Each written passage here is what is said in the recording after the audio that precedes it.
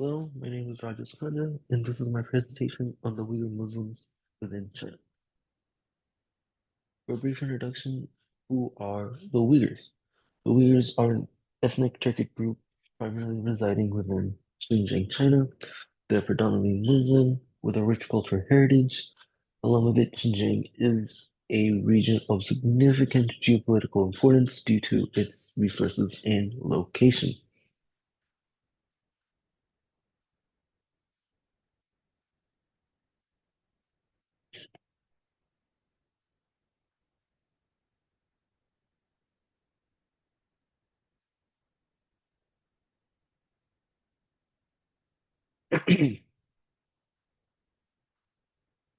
Hello, my name is Rajesh Panda, and this is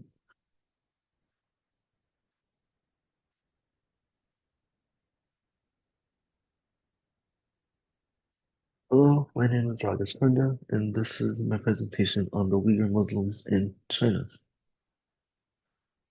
Before I start, who are the Uyghurs? The Uyghurs are an ethnic Turkic group primarily residing within Xinjiang, China. They are predominantly Muslim with a rich cultural heritage. Along with that, Xinjiang is a region of significant geopolitical importance due to its resources and location.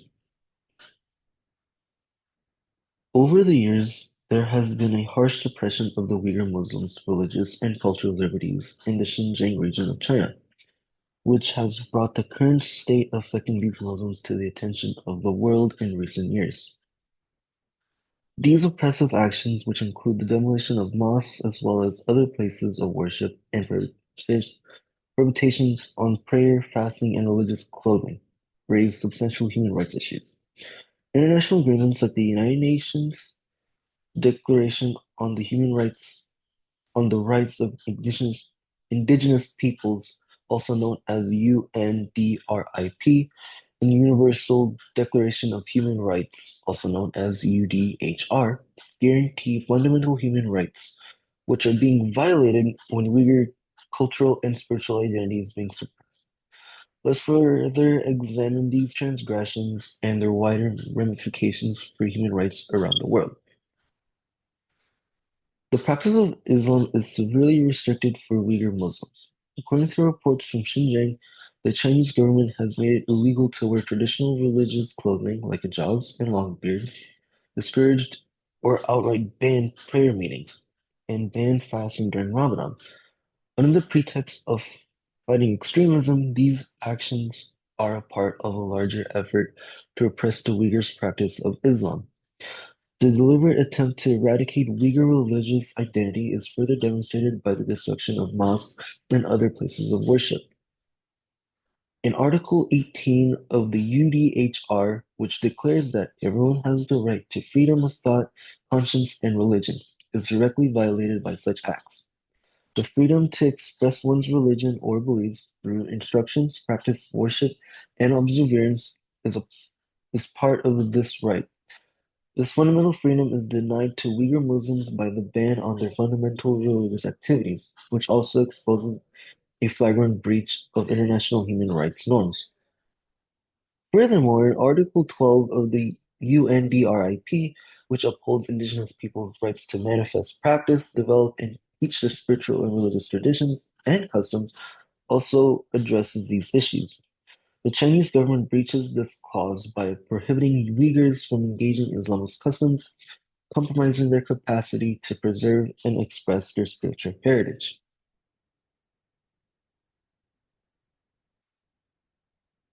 Thousands of mosques, shrines, and graves have been destroyed and repurposed according to reports from Xinjiang.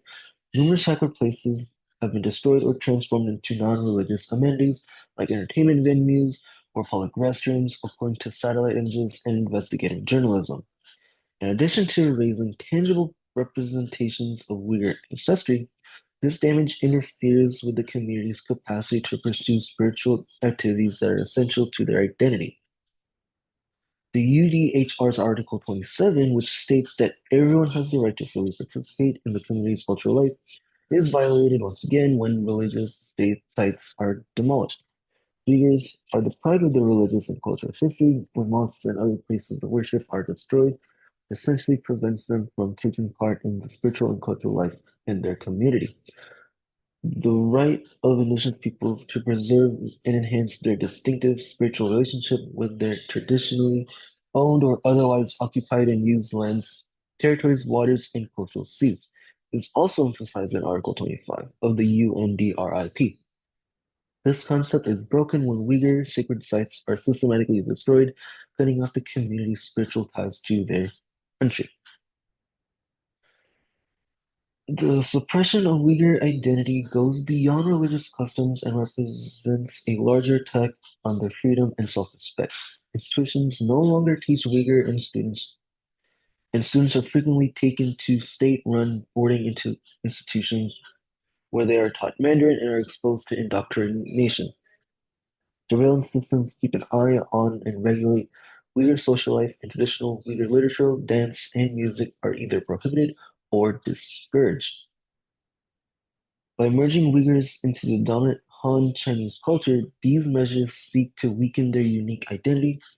Article 27 of the UDHR, which emphasizes the right to freely engage in cultural life, is violated when cultural expression is denied. Additionally, it violates Article 12 as well, which acknowledges that the value of preserving and advancing spiritual and cultural traditions.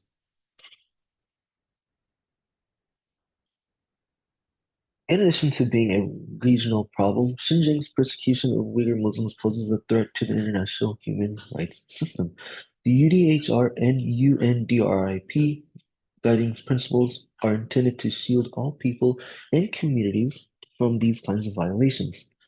The integrity of international human rights law is compromised when these rights are rigorously violated without any consequences. The systematic suppression of Uyghur religious and cultural liberties is part of a larger pattern in which authoritarian governments use security and anti-terrorism narratives to defend abuses of human rights. By suppressing minority identities under the pretense of national security, such acts create a risky precedent. This tendency needs a vigorous international reaction to protect the principles of freedom, dignity, and equality that underpin global human rights agreements. Coordinated international action is needed to address the oppression of Uyghur Muslims. Advocacy groups and countries must continue to document and expose the abuses in Xinjiang, placing diplomatic and economic pressure on China to end these practices. The United Nations and other multilateral organizations ought to use their platforms to encourage the implementation of human rights standards and demand accountability. Additionally, it is crucial to show unity with Uyghur communities. The loss of Uyghur history can be resisted via dysphoria networks and cultural projects that aim to preserve Uyghur identity and culture outside of China. Another crucial element in resolving this issue is offering support and asylum to Uyghur refugees who are escaping the persecution. In conclusion, basic human rights are being heavily violated by the persecution of Uyghur Muslims in Xinjiang, so much so that birth rates have been going down. The Chinese government is methodically eliminating Uyghur history by eliminating religious activities, demolishing holy places, and stifling cultural identity. The UDHR and UNDRIP, which protect the rights to freedom of religion, cultural participation, and spiritual ties to one's heritage, are violated by these acts. The world community must respond to this situation immediately. Respecting the rights of Uyghur Muslims is essential to maintaining the international human rights framework in addition to being morally right. The world can reframe its commitment to justice, freedom, and dignity for everyone by expressing solidarity with the Uyghur people. And here is the bibliography.